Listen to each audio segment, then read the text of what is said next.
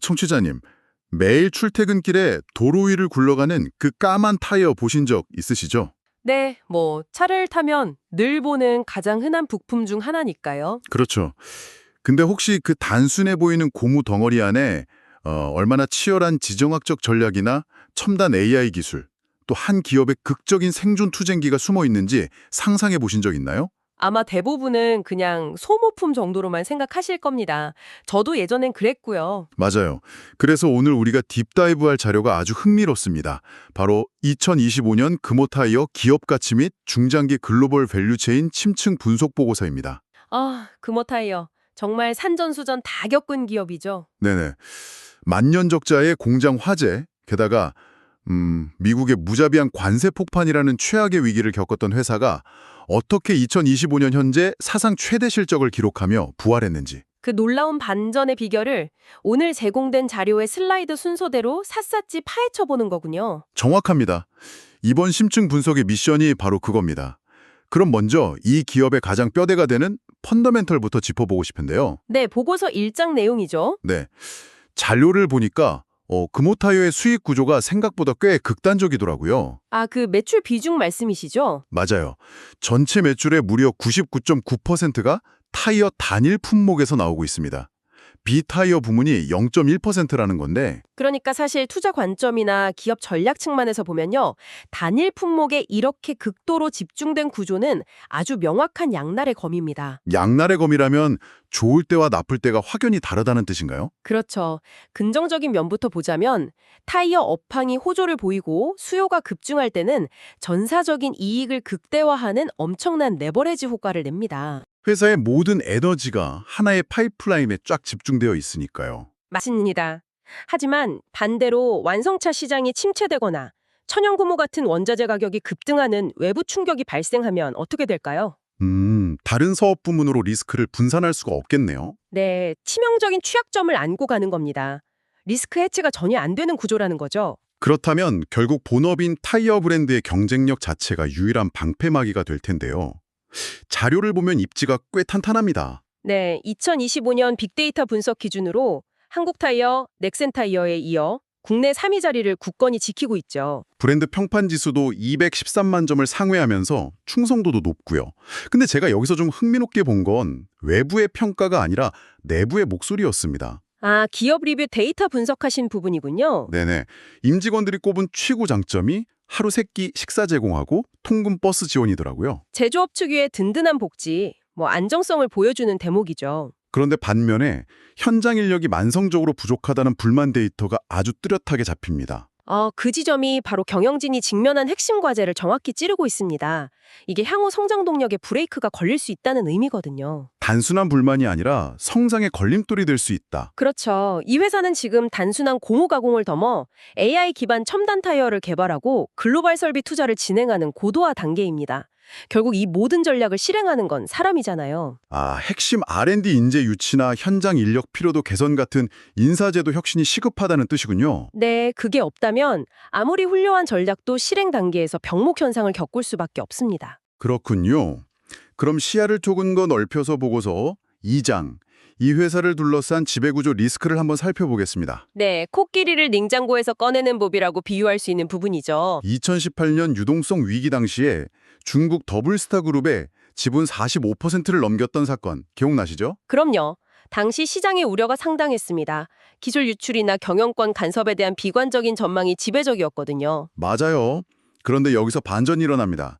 대주주인 더블스타가 철저하게 독립경영체제를 보장했다는 거죠. 여기서 흥미로운 점은 대주주로서의 권리를 오직 이사회를 통해서만 행사했다는 겁니다. 일상적인 경영활동이나 R&D, 심지어 노사 문제까지 간섭하지 않았다는 건가요? 네, 소유와 경영의 철저한 분리, 이게 금호타이어가 독자적인 수익성 개선 전략을 밀어붙일 수 있었던 든든한 토대가 되었습니다. 그런데 최근 2025년에 지배구조 측면에서 꽤 복잡한 이슈가 있었잖아요. 아, 중국 당국의 규제 말씀하시는군요. 동종업계 상장사 동시지배 금지 조항이요. 네네.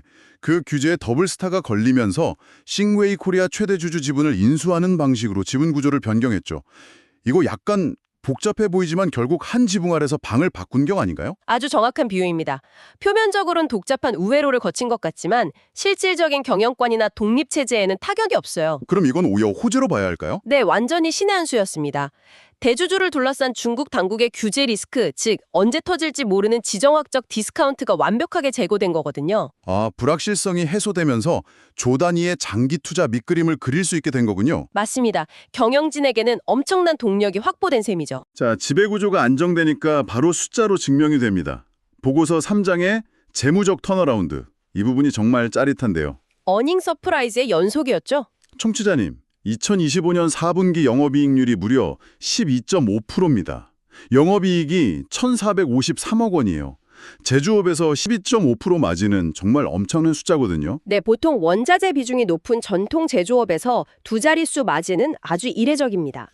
이런 폭발적인 이익률 개선, 진짜 이유가 뭡니까? 단순한 거시경제 훈풍은 아닐 텐데요. 체질 자체가 구조적으로 고도화된 결과입니다. 크게 두 가지인데요. 첫째는 강력한 브랜드력으로 판가 인상을 방어해낸 거고요. 아, 물류비 상승 속에서도 가격 정가력을 발휘했다. 두 번째는요? 이게 핵심인데 질적 고도화입니다. 수익성이 매우 높은 18인치 이상 고인치 타이어 비중이 급증했어요. 아, 고인치 타이어면 프리미엄 제품 라인이죠. 네, 특히 세계 최대 시장인 중국에선 이 고인치 비중이 무려 59.2%에 달합니다. 양에서 질로 완벽히 탈바꿈한 거죠. 대단하네요. 하지만 제가 가장 놀랐던 건 바로 결손금 해소 부분입니다. 9년 동안 회사를 짓눌렀던 그 누적 결손금 말씀이시죠? 맞아요. 드디어 마이너스 늪에서 빠져나와서 역사적인 이정표를 세웠는데 본업 수익만으로 이걸 다 털어낸 건가요? 본업 호조도 있지만 결정적 촉매제가 있었습니다. 과거 광주 공장 화재에 관련해서 약 1,000억 원의 막대한 보험금을 수령하게 된 거죠. 아, 1,000억 원. 그게 영업의 수익으로 한 번에 꽂히면서 결손금을 확 지워버렸군요. 네, 덕분에 부채 비율도 가파르게 하락했고 무엇보다 이익잉여금이 생기면서 2027년 예상 배당 수익률 4.8%의 주주 환원 시대가 열리게 된 겁니다. 주주들 입장에서는 정말 오랜 기다림 끝에 찾아온 봄이네요. 그런데 아까 말씀하신 광주 공장 화재 말입니다. 보고서 4장을 보면 이 위기를 대처하는 방식도 예사롭지가 않아요. 네. 경영진의 아주 기민하고 영리한 대처가 빛을 발했죠. 화재로 국내 공장 캐파에 공백이 생기니까 대주주인 더블스타의 유유 설비를 외주, 즉 오프테이킹 방식으로 활용했다고요? 맞습니다. 저맞은 타이어 물량은 중국으로 과감히 넘기고 국내는 오직 고부가 가치 타이어 생산에만 집중하도록 구조를 재편한 겁니다. 화재라는 끔찍한 위기를 오히려 제품 믹스를 개선하는 전화위복의 전략으로 써먹었네요. 그렇죠. 이 기세를 몰아서 이제 글로벌 거점 확장을 위한 메가 캐펙스 투자가 두 축으로 진행됩니다. 캐펙스, 즉 대규모 설비 투자군요. 첫 번째 퍼즐은 전남 한평 스마트 팩토리죠. 네. 약 6천억 원이 투입돼서 2026년에 착공 예정인 신공장입니다. 기존 공장과 뭐가 그렇게 다른가요? AI와 빅데이터가 접목된 최첨단 스마트 제조 설비입니다. 노후화된 공장의 비효율을 극복하고 인당 생산성을 극대화해서 2028년 7천만 본 생산 목표를 달성할 핵심 엔진이죠. 엄청난 규모네요. 그런데 두 번째 메가 캐펙스는 스케일이 더 큽니다. 폴란드 오폴레 신공장. 8,606억 원이 투입되는데요. 왜 갑자기 폴란드인가요? 유럽 시장의 중요성 때문입니다. 전체 매출의 26.6%를 차지하는 엄청난 캐시카우거든요. 아, 프리미엄 시장이기도 하고요. 근데 예전처럼 한국이나 베트남에서 만들어서 수출하면 안 되나요? 두 가지 큰 장벽이 생겼습니다. 첫째는 수개월에 걸리는 긴 해상 운임 리드 타임이고요. 둘째가 바로 EU의 탄소 구경 조정 제도, CBAM입니다. 아, 환경 규제를 무역 장벽으로 쓰는 그 탄소세 말씀이군요. 네, 아시아에서 탄소를 뿜으며 만든 제품을 팔려면 막대한 환경 부담금을 내야 합니다. 폴란드 신공장은 이 물류 리드 타임과 환경 장벽을 동시에 뛰어넘기 위한 유럽 최초의 전초기지인 셈이죠. 생존을 위한 필수적인 투자였군요. 그럼 보고서 5장으로 넘어가 보죠. 이 막대한 돈을 들여서 어떤 타이어를 만드느냐? 요즘 핵심은 단연 전기차 타이어 아닙니까? 네. 그런데 이 전기차 타이어를 만드는 게 내연기관용과는 차원이 다릅니다. 맞아요. 배터리 때문에 차도 엄청 무겁고 초반 가속력도 장난이 아니잖아요. 게다가 엔진 소음이 없으니까 노면 소음이 엄청 거슬리게 들리고요. 정확합니다. 무거운 하중을 버티는 강성, 마모를 견디는 내구성, 전비를 위한 낮은 구름 저항, 그리고 정숙성까지 이걸 다 잡아야 하는 완전히 모순적인 미션이죠. 사실상 연금술에 가까운 건데 금호가 이걸 이노비라는 프리미엄 브랜드로 해결했다고요? 네, 여기에 적용된 기술이 꽤 흥미로운데요. 먼저 극한의 안전 기술인 XLP가 있습니다. 공기압이 제로가 되어도 달릴 수 있다고요? 네, 펑크가 나도 무거운 전기차 하중을 버티며 시속 80km로 주행이 가능합니다. 그리고 더 마법 같은 건 K-셀 기술이에요. 젤리가 구멍을 스스로 메운다는 그 기술인가요? 네, 타이어 내부에 젤리 형태의 실란트 물질이 있어서 못이 박혀도 내부 압력과 열에 반응해 구멍을 즉각적으로 메워버립니다. 공기 누출을 원천 차단하죠.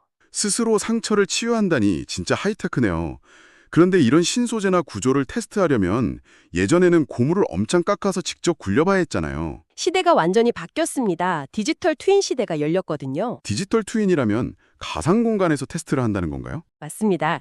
AI 알고리즘으로 가상의 타이어를 구현해서 변형과 열 발생 패턴을 시뮬레이션합니다. 비용과 시간을 비약적으로 단축시킨 거죠.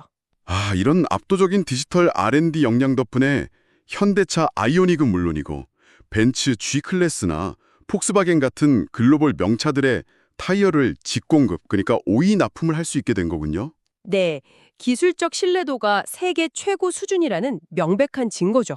자, 기술력은 완벽한데 보고서 6장을 보니까 아주 위협적인 지정학적 리스크가 하나 등장합니다. 아, 미국의 관세 폭탄 말씀이시군요. 네, 미국이 베트남의 환율 조작 혐의를 핑계로 베트남산 금호 타이어에 무려 7.89%의 상계 관세를 매겼다고요. 이건 치명적인 타격 아닌가요? 여기서 상황이 정말 재미있어집니다. 1차원적으로 보면 악재지만 금호 타이어는 오히려 마진율 방어에 완벽히 성공했거든요. 경쟁사들은 관세를 피하려고 현지 공장을 짓거나 아니면 생으로 관세를 막고 있는데 금호는 어떻게 방어한 겁니까? 관세의 빈틈을 파고든 천재적인 계산, 바로 재정거래 아비트라지 전략 때문입니다. 관세 부과 기준의 룰을 이용했다고요? 네, 미국의 관세는 최종 소매가가 아니라 출고가 기준으로 매겨집니다. 현재 베트남 공장의 생산 단가는 대당 고작 26달러 수준이에요.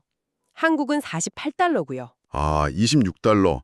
그러면 26달러에 7.89%를 매겨봤자 절대금의 가치가 매우 적다는 거군요. 바로 그겁니다. 대당 2달러 남짓이죠. 그래서 본사가 베트남 타이어를 사서 미국에 재수출하는 삼각무역을 구축했습니다. 세금을 조금 내더라도 원가 경쟁력이 워낙 압도적이니까 미국 시장에 팔 때 마진을 훨씬 크게 남길 수 있었던 거네요. 통쾌한 승리입니다. 네, 불리한 무역 규제를 숫자의 마범으로 우회해버린 거죠. 대단합니다. 그럼 7장과 8장으로 넘어가서 공급망 관리와 ESG, 노사 상생 부분을 짚어볼게요. 고무시장, 원자재 가격 변동성도 심한데 방어막은 잘 치고 있나요? 네, 고성능 프리미엄 화합물과 친환경 바이오실리카 비중 확대로 가격 방어는 잘 해내고 있습니다. ESG 역량도 타이어 업계 최고 수준인 MSCI AA 등급을 받았다고요? 네, 2045년 탄소 중립 선언은 물론이고 밸류체인 전체를 아우르는 스코프3 배출량까지 관리하고 있다는 점이 높은 평가를 받았습니다. 밸류체인 전체라면 동남아 고무 농장에서부터 폐기까지 다 관리한다는 거네요. 그런데 이 완벽해 보이는 공급망에 큰 위기가 올 뻔했죠? 아, 2024년에서 2025년으로 넘어가던 그 임금교섭 과정에서의 파업 위기요? 다행히 3% 기본급 인상과 600만 원 격려금으로 극적 타결이 이루어졌는데 이게 왜 그렇게 중요했던 겁니까? 조 단위의 신공장 건설과 해외 프리미엄 바이오들의 신뢰를 잃지 않기 위해선 공급망의 절대 안정이 필수적이었습니다. 파업으로 납기가 지연되면 수조 원의 투자와 신뢰가 한순간에 무너질 수 있으니까요. 네, 경영진과 노조 양측이 이 위기 극복의 공감대를 제대로 형성해낸 의미 있는 대타협이었습니다. 자, 그럼 가장 중요한 보고서 9장입니다. 그래서 이 모든 게 주식시장에서 어떤 의미를 가지나요? 현재 주가 손자산 비율 PBR이 0.8배 수준입니다.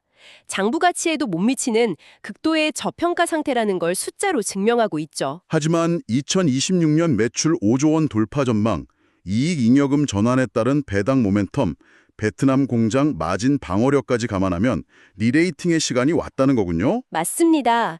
그래서 증권가에서도 이런 탄탄한 근거들을 바탕으로 목표 주가를 8,000원으로 대폭 상향 조정한 겁니다. 네, 청취자님, 오늘 분석한 자료의 흐름을 쫙 되짚어보면요.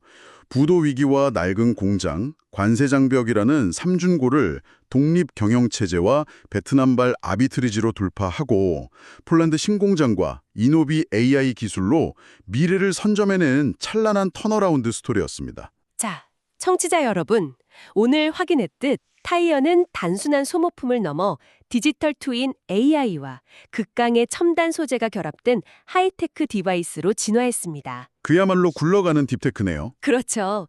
그렇다면 자동차가 하나의 거대한 바퀴 달린 스마트폰이 되어가는 미래에 기존 타이어 회사들이 빅테크 기업으로 진화하게 될까요?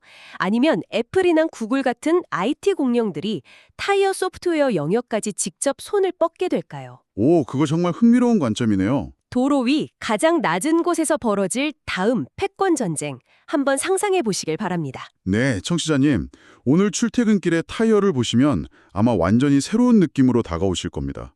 오늘 준비한 심층 탐구는 여기까지고요. 다음에도